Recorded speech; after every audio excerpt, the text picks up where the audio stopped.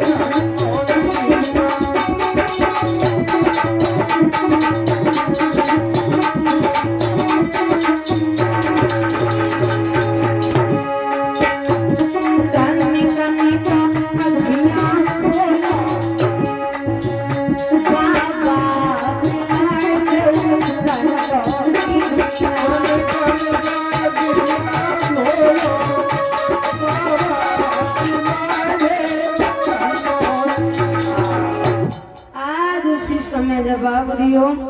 कोई आवाज नहीं आई तो मरा हुआ सरफुलिया डाल करके आज वहां से परीक्षित महाराज चले गए।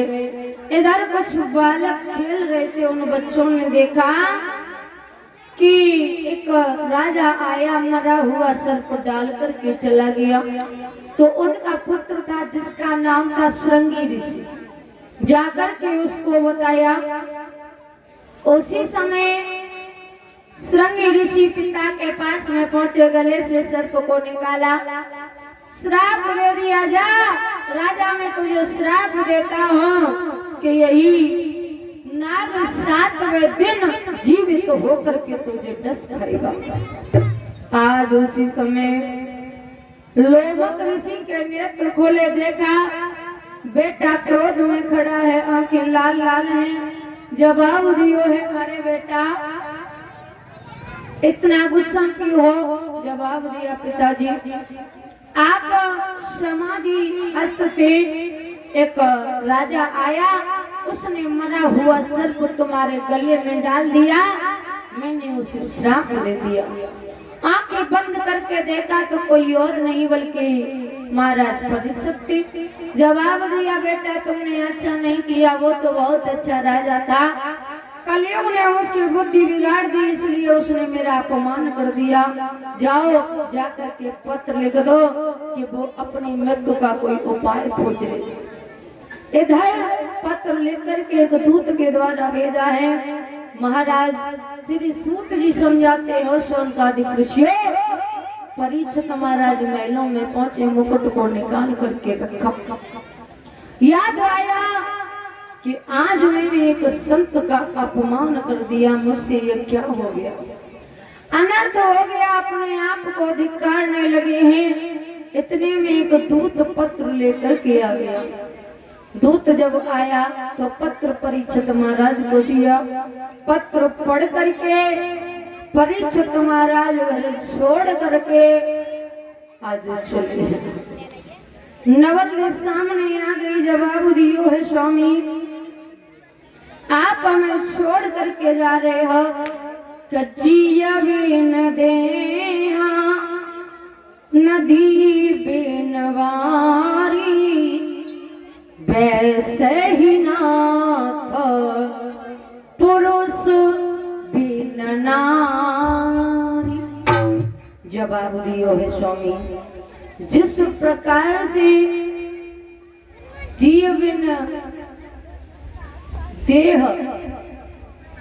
इस शरीर में अगर आत्मा वास न करे तो ये शरीर किसी काम का नहीं रहता। उसी प्रकार अगर पत्नी का सुहाग उजड़ जाए, पति चला जाए, तो वो पत्नी किसी काम की नहीं रहती। बोली है स्वामी मेरी एक बात सुनो। स्पेशल नहीं है तुम्हारी।